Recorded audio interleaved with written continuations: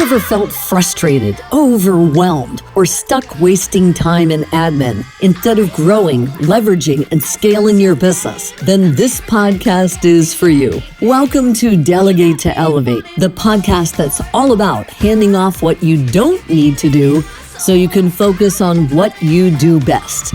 So here's your host, Bonnie Schutz. Hello, everybody, and welcome to Delegate to Elevate, Get Done. This is Bonnie Schutz, your host, and I'm so happy to be here today with the guest I have brought on board for you. This is Sam Prestidge. We recently connected on a women's networking group of very successful women, I might add.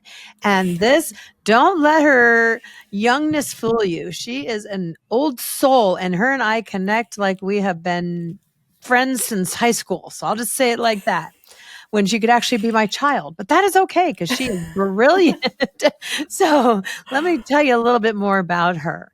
Sam Prestidge is the no-fluff strategist behind high-performing teams and smooth scaling businesses. And as a mom of two wild boys, she definitely knows chaos. She runs OXO Business Services, helping ambitious owners and leaders stop being the glue. I identify with that. And start being the guide by fixing delegation gaps, building smart systems, and actually getting shit done. Yes, girl. With a background in operations and a talent for calling out bottlenecks without the and that does not stand for Bonnie Schutz, just saying. She's your go-to for turning growing pains into serious momentum. If you're ready to scale without losing your sanity, she's your girl. All right. So today's episode addresses the dread associated with sales. We've talked about sales in the past. Do I have to be the sleazy car sales guy? And it's sales, but it's a whole lot of the operations behind your business. So, let's talk networking. Let's talk relationship building and referrals, of course, delegation. And maybe debunk that myth of the sleazy sales guy, So tell me, my dear, how are you today? Oh, I'm so good. And I just appreciate the call out for how I'm an old soul and we connected because it has been so interesting in all of our conversations. There's always something new that's like, oh, you do that too? Or like the last time we're like, oh, our husbands' names are both Scott. It's just like, it's like there's so many things where I'm like, this is why Bonnie is like my business mom. Like she's just look at this. I just came up with this. It's Bonnie and Sam. BS is my initials. What's up? And I was going to name my first child Samantha and call her Sam, but I named her Danielle and call her Danny. So hey, close. Hey, the stars are aligning in our worlds, Bonnie. Sure. But I appreciate it. Guys, I just had a session with Sam and we just took a little deep dive into my own business. So like I've always said, I can empathize with everybody listening to this podcast if you are a professional service provider and what you go through on a day-to-day basis. Your wins and your losses. And, Sam took me through a little bit of kind of the structure of my business. Instead of me having to dump on my Scott at the end of the day, she let me dump on her. This is awesome. So tell me more about how you do that for people. I think first off, I just love a good brain dump. And this is something I have been trying to work on in my adult years now of, trying to receive, but I've always it's been really natural to be in the giving seat. Like I think in middle and high school, I just always had therapist vibes for people. So I joke now that like my business, like part of what I do is like business or corporate therapy. And I think it's really just about like, let's just ask questions. Like, let's get curious and be vulnerable without making you feel shit about the mess. It's like, It's okay that you tripped up. Like, here are the ways I have failed too. You tripped up. Cool. Like, how are we going to course correct now? Absolutely. Course correct. Yes, exactly. The failures in my business have been difficult, having come from corporate after 30 years and running this thing I call a company. A little bit of imposter syndrome in the beginning. I actually am getting better, folks. I really am. But having just a sounding board, and that's where I can talk a little bit about the intergenerational support, because having people on my team from all the generations, you might think when you're older, these little kids are on my team and they don't know what I know. But Just meet Sam. Let me tell you, there are those out there that know their shit, and you can learn from them. So don't put that blockade, because I know a lot of my listeners are women like myself in their 50s, 60s, and beyond, who are still, hustling and doing it because we're still valid. We're not expired. But having the team that has these brilliant young minds is not a bad thing. I've now discovered. I appreciate that so much, because I think a lot of my failures in my own business have just come from imposter syndrome with my youth. And so, because I know that this podcast is all about vulnerability, I will share this. And in no other place in the online digital world have I ever spoken this out loud, of like what my actual age is. And I had a mental breakdown with my husband a few months ago of like, I'm Puerto Rican, I'm Latin, I'm supposed to look 10 years younger. Do people think I'm this old? So most people, they meet me, they find out I have 2 kids. They're like, okay, like young 30s. Yeah. I will be 28 this year. So I started my business. I was 22. I had my first kid when I was 21. So I am a mom of 2 boys. I've been in business for several years now. And like my husband is in his 40s. Like my people are like 36 to 55. I'm like, old soul. Those are my people, and I don't even think that's old. Right. But God bless you. yeah, right. Anyway, I'm a put Frank Sinatra on when I need to focus. Wow. It's jazz in the background when I need to focus. I will run to acoustic piano songs sometimes and then rock out after. Yeah. What's your rock out? What's your rock out music? What era? Oh, I'm thinking like I'm thinking like the score, like those like bands, or even like I think a modern version would be like Bishop Briggs or something. Ooh, I've heard that name. Briggs. I was waiting for you to say 80s music, but that's okay. Right, really. Benatar journey or whatever. Yeah, get some judgment going. But no, okay, going back to failures though, please. There are so many things, I think, decisions I made in business of just trying to maybe put too much trust in people that were older and that I kind of put on a pedestal of like, oh, obviously they know their stuff, rather than saying like, okay, like you have your own competence, Sam, like you have a good intuition about this. And so 2024 and even part of 2025 has been kind of backing up on some of those decisions and redoing things that I did in my first year of business, but I changed because I trusted someone else who just happened to be older. Right. Yeah. Oh my gosh. That's kind of cool to hear though, that we are on, polar opposite ends, and me feeling older and like I has been or having had been just a secretary for 30 years. What do I know? But what I have shared and, with my experience came that I was a sponge, like sucking it all in. Maybe I always like to say I had a chair at the board table, but I did not have a seat. And sitting in that chair, I was sponging it all in and didn't realize it until I went out on my own, and boom, I was like, oh, Matt did that. Paul did that. I'm like, I know what this is. I can do this. But my networking, folks, has like had me meet the best people of all generations and all nationalities, all backgrounds, from project management to SEO to marketing, all these things. And that's where I'll go back to your network too. So I think I can connect with Sam on that. Networking is important if you're the visionary and the lead rainmaker of your company. If you're the one that needs to be out there building those relationships, this is a good person to meet. Reach out to her, I'd say. I do love connecting people. And that, I will say, has somewhat been a detriment in some spaces of like, okay, I've definitely provided way more value to this person than they will ever give back to me. And sometimes that's okay. Karma will repay me. But there's other times where I'm like, networking is important, but if you're networking in the right rooms, and like, where are you actually showing up? Because I never want to diminish somebody else. Like, I'm not going to say I'm better than you, but there are times where it's like, you cannot help me and I don't want to help you. And like, that's okay. So like, I need to politely, shut down this conversation and like find a different corner of the room where I can find my people. Absolutely. It's all about finding the people that understand you, that get you like you and I get each other. And then when it comes to delegation, which is, the theme of this show, tell me, like we talked more and just what you've learned a bit about me. Where do you see you and I differ? Putting you in the hot seat there. Where do we differ a little bit in Oh, that? Strategy. man. um, okay, because we dived into some stuff with your team and your business, and so I think delegation is such a personal thing. So I don't know totally like what we differ on. Oh man, I did put you in the hot seat. It's okay. I am. Okay. It's the seat is singeing a little bit. There's some steam. Your butt's burning, man. Oh God, that's funny. Yeah, I think.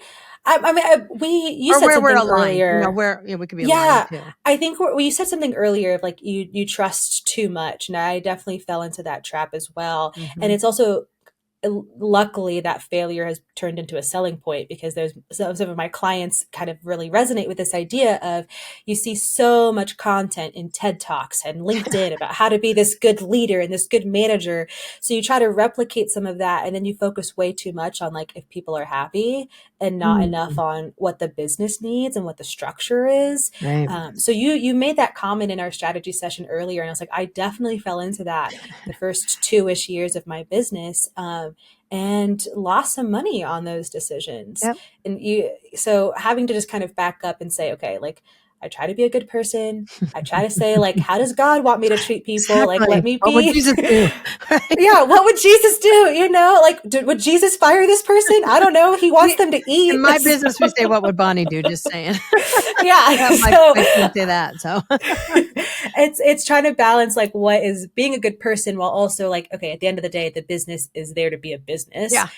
So I could still show good morals. I could still be a decent human being in business while still making the profit that I want and need to make. Yeah, it's a fine line between giving someone grace and understanding as a human that shit happens. Boy, I've said a lot of my S word today.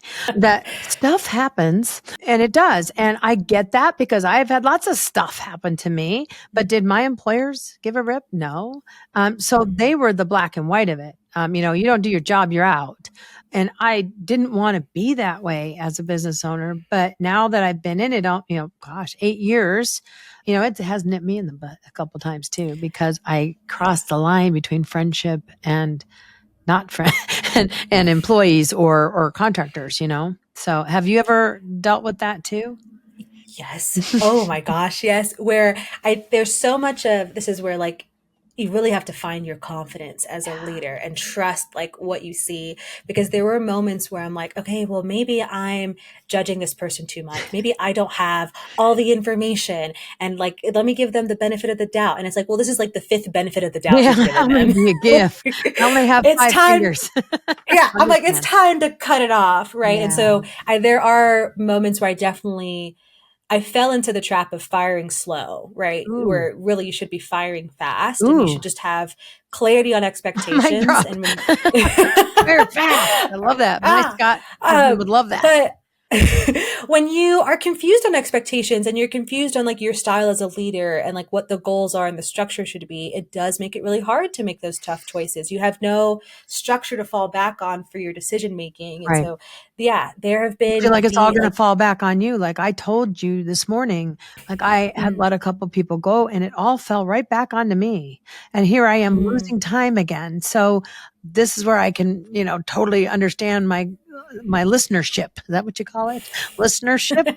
See, I'm new at this, so forgive me. But yeah, I mean, this is where I understand you, everybody, because it's like, how do you get past that? I don't know. I'm still learning. I'm delegating to elevate. I'm trying to elevate here. I have found like we had to kind of rework our whole process from how we vet people, which I mean, I have an HR and recruiting background. So like I should be really good at vetting people, but like there were some red flags that I just didn't, that I ignored in some cases. Yeah.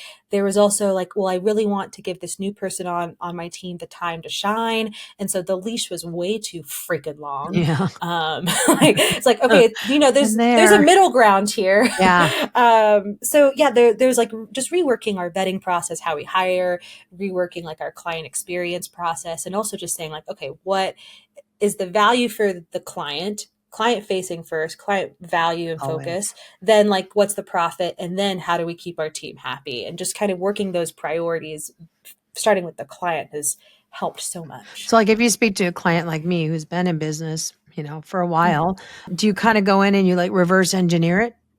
And you just kind of go like, Always. this is where you're at now and it's not working. Let's go backwards and start all over again.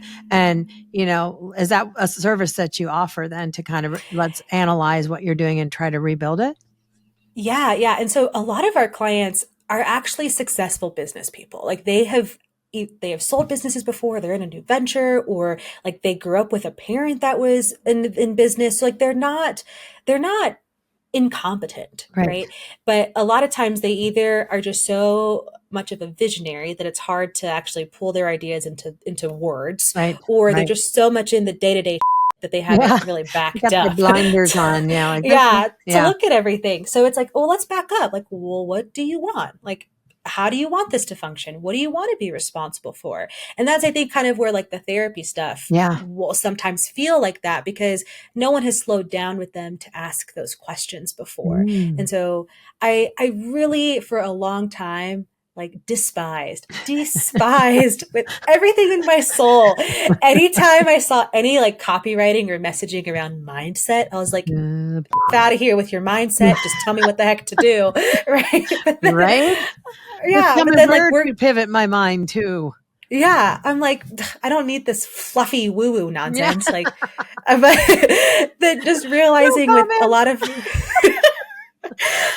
just a lot of clients, like there is a mindset piece that it really comes down to clarity. And it's like before we dive into these KPIs, before we dive into like this system automation thing you want to do, like we got to back up to where your mind is at in Is it business and what. possible for you to work this way? Yeah.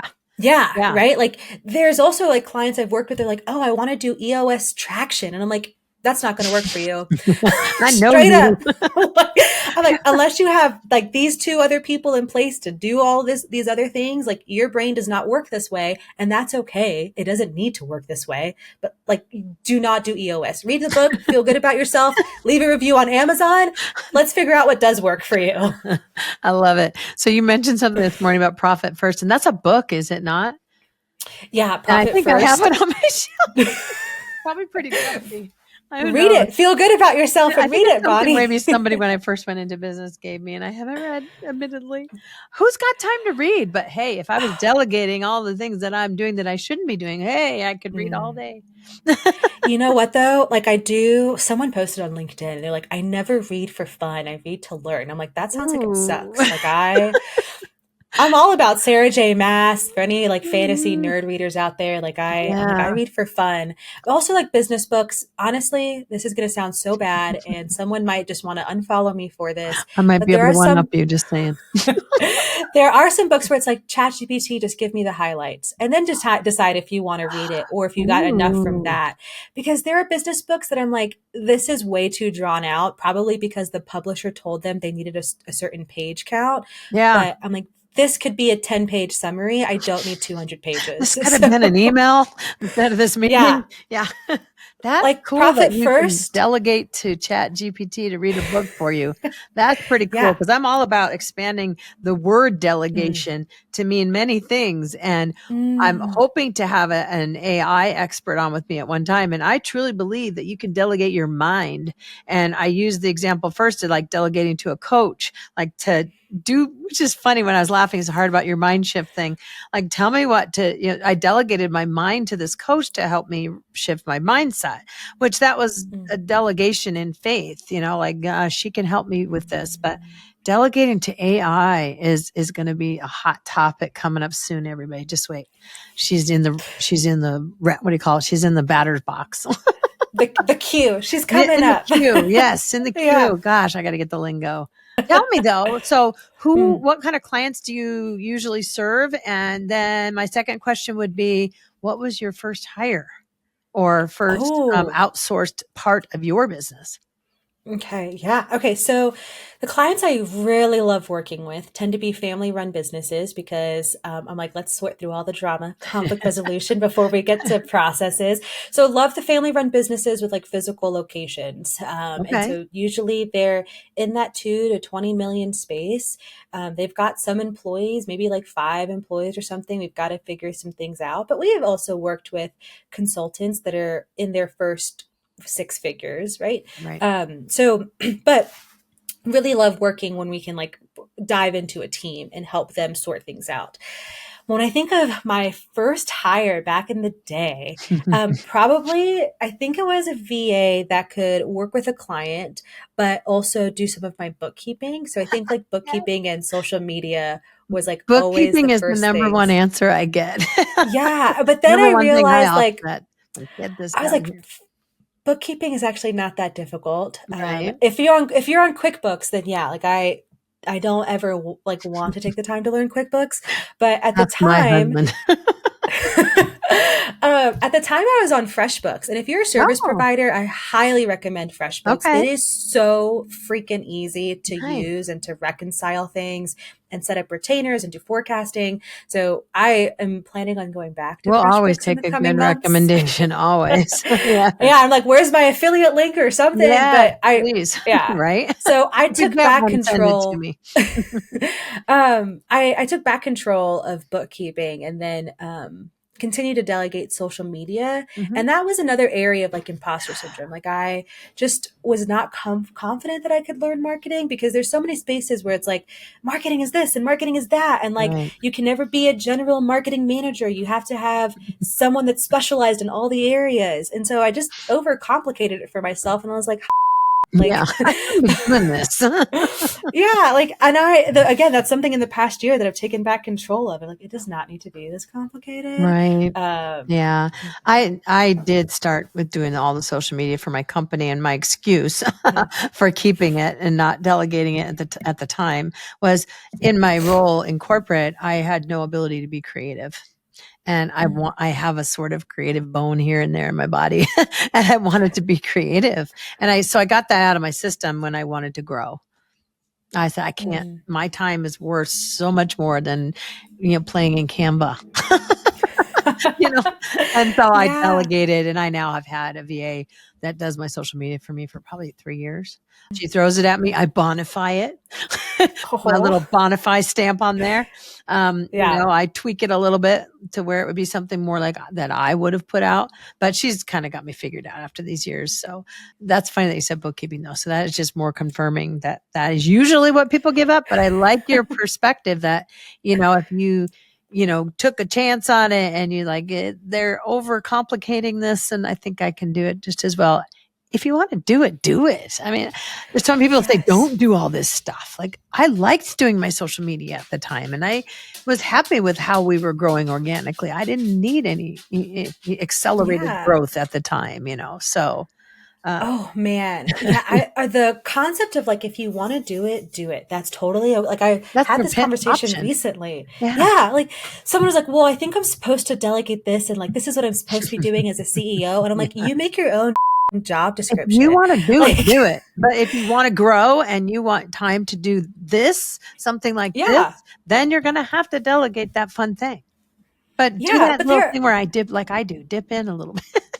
Keep something like there are times when like I need to have projects that I can hyper focus on and ignore people to do like, and that's okay because that's recharging. And if I did not have that, then I wouldn't like my business anymore. Absolutely. And so if you don't have to delegate everything to be the CEO. No, you don't. And that is a myth that I will actually agree to, even though this podcast is all about the opposite. Delegate what you want, but you should delegate some things. Obviously, if you are at that stage in your business where no one can do it all, do what you can and delegate the rest, or do what you want and delegate the rest. Isn't that some sort of saying I've heard? I feel like my glasses are crooked. Sorry. So it's a little bonafide. Sorry, people. I'm like looking at my video myself. My glasses are all off. Sorry.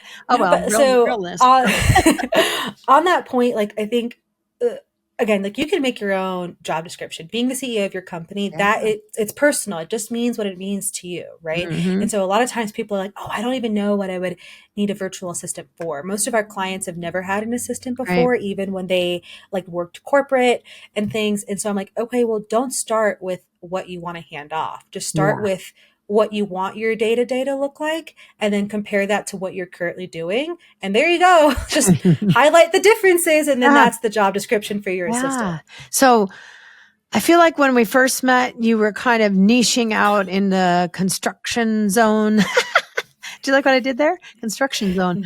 Did you kind of go away from that in your business, and now you're doing like kind of family run, consulting, business consulting? No, so we still work quite a bit with construction in the commercial and residential spaces. Okay. But recently, just kind of playing around with messaging of there are other industries that we really like working with, and you don't want to fall into the vague, oh, any business trap. Yeah. Um, No niche. but also realizing that other consultants that like really drove the construction language came from the industry. So we do work with quite a few different construction companies, but what we Mhm. discovered was that a lot of them were family run. So a brother Mm. team or a dad Yeah. and daughter that or a son and daughter that took over for mom and dad or something. And Right. so we saw that in our construction clients, but then also saw that in clients that work in the hotel industry and Hmm. other industries. So Yeah. we're broadening a little bit, but I think it's still niched down enough. I love it. Can I like how does give me one tip or takeaway for the audience on what's it like to work with family? Not that I have any Oh. experience. Uh, Oh man, I think it's actually really fun. okay. I think like for me personally, my mom is my I operations love manager, that. which is such I think a beautiful relationship because that's someone that I can be super vulnerable with. And you do have to have that vulnerability with the person that's looking at your numbers and things. Right. And then my husband, who's not officially on our team, but he's like our pseudo consultant. So Mhm. I'm always like I can he's really good about putting a business hat on. Right. Even if we argued at dinner the day before, the next day I'm like, okay, I gotta do this proposal. What do you Yeah. think? I And he's need like, lots of hats okay. to change over here real quick. I'm not Yeah. your wife today. Yeah, I So get it. he's really good at switching that the putting the switch on and off, right? Oh, Um, awesome. but I think for a lot of people, most of us have grown up with if you don't have anything nice to say, don't say anything at all. Oh, Don't talk yes. about the tough topics like religion and politics. And Right. so, how that translates with our clients that are in their 40s and 50s running a business is, oh well, I've got to check and see if my dad thinks that's a good idea. It's like, well, dad retired. Okay, you have owned the business for 2 years. Maybe we don't need to check with him, but It's I a new respect that decade. decision. Yeah. Yeah. Or like when I get one on one with them, they start talking about all this other stuff that's like going wrong and Mhm. they're complaining. And I say, well, have you talked to them about that? Like, have you set expectations? What have you tried to do to change this? Like, what solutions have you tried? It's like, well, nothing. Okay. So let's maybe work on like just bringing up the conflict. Like a lot of times it's not that there's no conflict resolution skills. It's like you haven't even created an opportunity to resolve the conflict because you haven't brought it up. So Right. that's the biggest thing I see is like just the communication aspect. Interesting. I have a little experience working with family. I won't say which part of it. No, but it's one of those Oh. things where really I think my biggest takeaway is, we were family. So what it did is it took time away from my day because yes, we had the best of intentions to work on the business, but then we would end up yapping for an hour about family stuff. And it was just taking so much time away from me being present in my business day. And as I've gotten older, I need to spend my business day on my business. And because I am zonkered after about 2, 3 p.m. I don't even know what time it is here now. I have a call coming up anyway. Um, so yeah, I am just wrecked by a certain time in the afternoon. I realized, gosh, I just spent 2 hours, with my family member when I should have probably been spending that second hour on my business. So do you see that happening much with the families?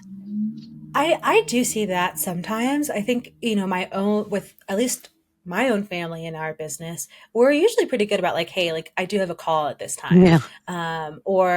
And there are some people that are like, oh, when you're at work, you're at work. And then when you're after work, then you could talk about family stuff. And I'm like, that sounds really dumb to me because like, I don't like the hard lines. Yeah. Work life is not a balance. It's a blend. So Yes. yeah, there are That's times when good. my husband and Boom. I, yeah, my husband and I are like, okay, let's talk about, like this thing this weekend, and it's 2:00 on a Tuesday, right? Like Yeah. it's not, That's what it's you get. You okay. have the freedom as the CEO of your business. Yeah. And I should see it like that too, but that's where we have that, I'm the old lady in the chair sleeping by 2:30, that's that thing. But yeah, I digress. This is a delegation podcast, but I was trying to delegate and we delegated. I delegated and we worked together very well for several years Mhm. until I just wanted to level up my business and really took some reflection upon it and realized, I love delegating to this family member, but because of what it does to me and taking away my time and my ability to build the business, I had to let it go. And I sing that Mm. song almost every episode, and I hope I'm not getting copyright. Let it go. Anyway.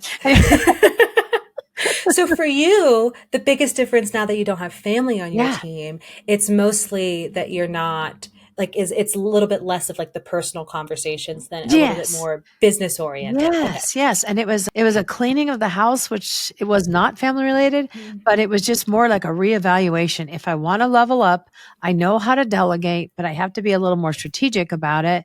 And if I'm delegating, is it working to whomever I am delegating to? And I have so much mad respect for the people I used to work for as an EA. But I thought they were sitting in their offices, door closed, feet on the desk, smoking a ciggy. I don't know what they were doing in there, but I never thought they were working. Sorry, Matt. Sorry, Paul. Sorry, whoever I used to work for. Um, but that's what I thought until I became a CEO. And then like everything rolls up. And if somebody you're delegating to is not working, you better step back and look at that. And we talked about that, I don't know, earlier now or earlier today, about, it's just like, fire fast. And I did not fire fast. And I don't like the word fire. Let it go. There's my let it go again. I let her go. And I still love this person. She's pissed as hell at me, I'm sure. But, I'm past that. People come into your life for a reason or a season, Mm. whatever. It was our season. Our season was over. And it sounds so like woo woo to say our season is over, but it was.